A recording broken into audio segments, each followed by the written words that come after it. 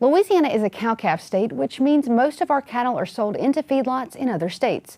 However, a growing movement is seeking to keep some of that beef for our dinner plates back home. TWILA's Neil Melancon takes us to Fontenot Beef Farm, where beef isn't just what's for dinner, it's a way of life.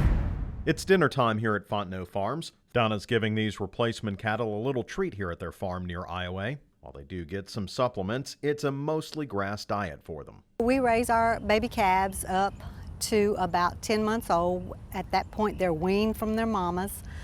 We wean them and then we'll put them back out on grass, let them grow some more. So they're processed at about 800 to 1,000 pounds of live weight, but it takes us almost 18 to 24 months to get them to that size after they're weaned. Donna doesn't just raise the cattle, she feeds them to her family. That's why Fontenot Farms feels confident in their business model of farm to table. We have a lot of loyal customers that continue to come back to us time and time again. It can also be a challenge getting processed what we need to have when they're asking for it. We don't have the big stockpiles of anything, so we have to take it one calf at a time. This pasture was once a rice field. The Fontenots started as fifth-generation rice farmers who began raising cattle 30 years ago and switched to cattle full-time when it got difficult for rice. Donna's husband, Sammy, says it was a tough transition. We didn't know what we were doing.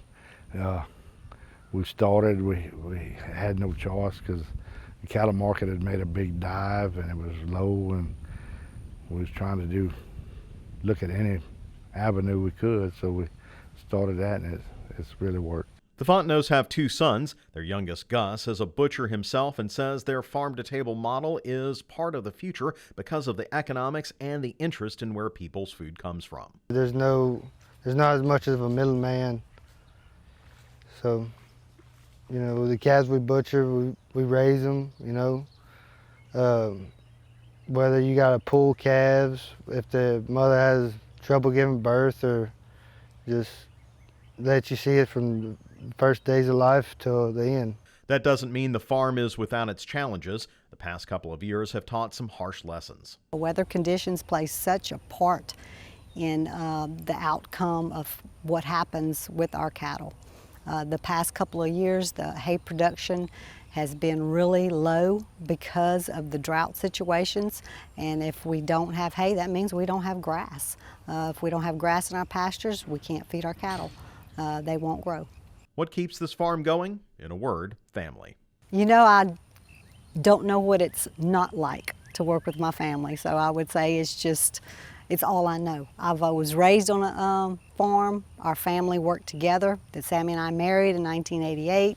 We've continued the same thing. I raised our boys on the farm. They worked with us, so it's all I've ever known. When most people think about Cajun food, they think about gumbo and jambalaya and crawfish etouffee, but what most eat on a day-to-day basis is this, rice and gravy made here with Fontenot's very own grass-fed beef. And along with these blackberries and dumplings that Donna picked herself, this is going to make for a great meal. Reporting from Iowa, Louisiana, I'm Neil Melancon.